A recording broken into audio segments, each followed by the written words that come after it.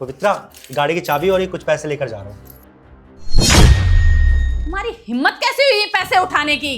हाँ, जब देखो तब मुंह उठा के यहाँ चले आते हो। पैसे लेके जा रहा हूँ, गाड़ी लेके जा रहा हूँ। पता भी है कितनी मेहनत लगती है इनको कमाने में। तुम्हारा क्या है, तुम तो आते हो, पैसे उठाते हो और चले जाते हो, और रोज मुझे ये बोल देते हो जा रहा हूँ इंटरव्यू के लिए। मुझे तो आज तक ये समझ नहीं आया, ऐसा कैसा इंटरव्यू है तुम्हारा जो आज तक क्रैक नहीं हुआ? 2 साल से तुम्हें देख रही हूँ, रोज गाड़ी लेकर जाते हो, रोज पैसे लेकर जाते हो। मैं कोई पेड़ नहीं हूँ पैसों का जो इतने पैसे कमाती रहूंगी, समझे? और वो भी तुम्हारे लिए, अपने लिए कमा रही हूँ ये पैसे में अपनी मेहनत से। पवित्रा, ये तुम किस तरीके से बात कर रही हो मुझसे? और तुमने इतनी छोटी सी बात पर मुझ पर हाथ उठा दिया। यार मैं कोशिश कर रहा हूँ ना, अब मेरी जॉब नहीं लग रही है तो इसमें मेरी क्या गलती है? और तुम जानती हो ना मैं तुम्हारे जितना पढ़ा लिखा नहीं हूँ जो इतनी जल्दी किसी अच्छी पोस्ट पर लग जाऊंगा, पर मैं अपनी तरफ से पूरी कोशिश कर रहा हूँ।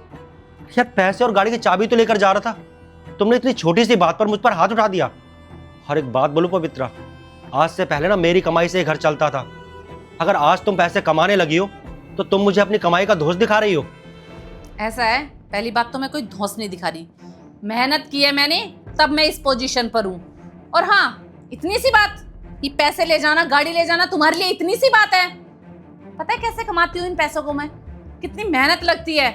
मेहनत मुझे लगती है काम करने में, तुम्हारी क्या मेहनत है? मुंह उठा के चले जाते हो, और तुम्हारा पता भी तो नहीं है मुझे कि तुम जाते कहाँ हो।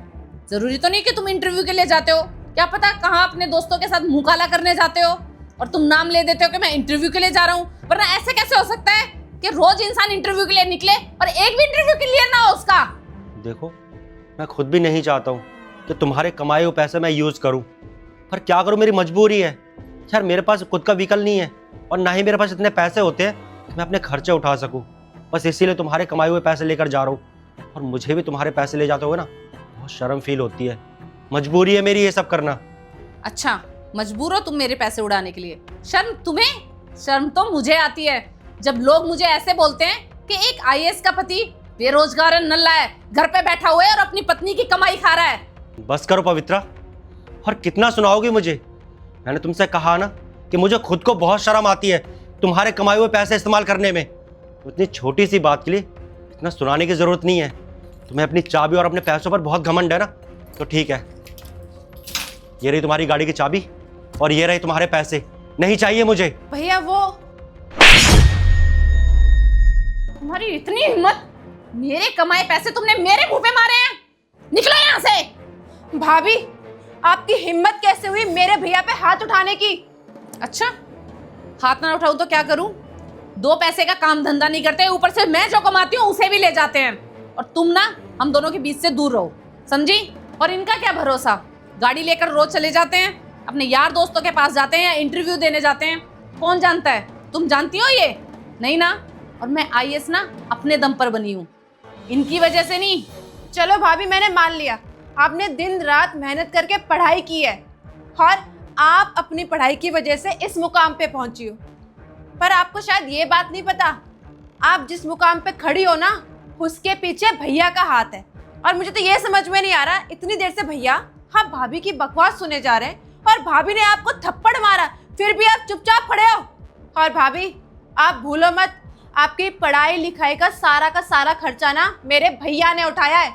और शायद आपको ये बात भी नहीं मालूम होगी, मम्मी पापा कभी नहीं चाहते थे कि हमारे घर में कोई पढ़ी लिखी बहू आए।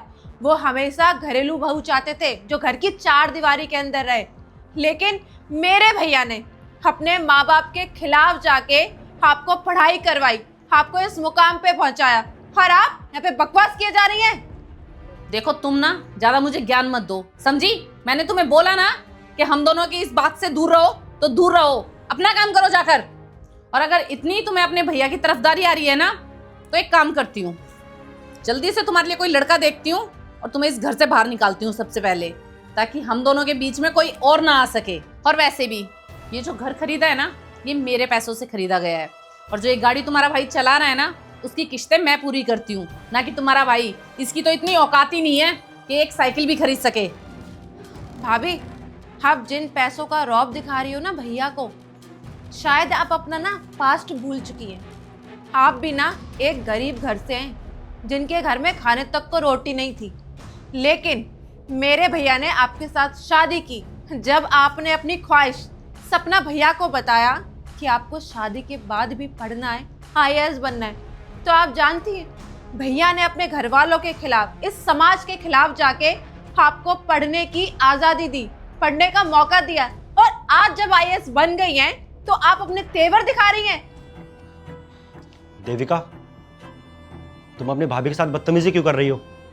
तुम उनसे छोटी हो तो छोटी बनकर रहो। अरे हमारे आपस का मैटर है, तुम्हें बीच में बोलने की कोई जरूरत नहीं है। अभी कभी माफी मांगो अपनी भाभी से। नहीं, तुम्हें माफ़ी मांगने की ज़रूरत नहीं है। शायद मैंने ही गुस्से में कुछ ज़्यादा ही बोल दिया तुम्हें। मुझे तुमसे इस तरीके से बात नहीं करनी चाहिए थी। और देविका, तुम्हें भी मुझसे माफ़ी मांगने की कोई ज़रूरत नहीं है। ठीक है, गुस्से में कुछ चीज़ें निकल जाती हैं हमारे मुंह से। और मैं ये भूल गई थी कि मेरी कामयाबी के पीछे तुम्हारे भैया का हाथ है, उनकी मेहनत है। घमंड में आकर मैंने पता नहीं क्या क्या बोल दिया, उसके लिए तुम दोनों प्लीज़ मुझे माफ़ कर दो। देखो पवित्रा, मैं मानता हूँ कि मैं भी जॉब नहीं कर रहा हूँ, पैसे नहीं कमा रहा हूँ, पर इसका ये मतलब नहीं है कि मैं कोशिश भी नहीं कर रहा हूँ। लेकिन सच में मैं जगह जगह जाता हूँ और अपने हर एक दोस्त से बोल रखा है मैंने, पर यार अभी मेरी किस्मत मेरा साथ नहीं दे रही है, तो उसमें मेरी क्या गलती है? और अभी भी एक दोस्त ने ही मुझे बोला था, बस वहीं जा रहा था इंटरव्यू के लिए, इसलिए गाड़ी की चाबी और पैसे लिए थे। पर मुझे नहीं पता था कि तुम्हें इतनी छोटी सी बात के लिए इतना बुरा लग जाएगा। But I am really sorry. मैं दोबारा कभी तुम्हारी गाड़ी की चाबी और पैसों को हाथ नहीं लगाऊंगा। और ये लो गाड़ी की चाबी और ये कुछ पैसे तुम्हारे काम आएंगे। और प्लीज़ मुझे माफ़ कर देना, ये सब कुछ हमारा ही तो है। I am sorry. चलो ठीक है, मैं होके आता हूँ।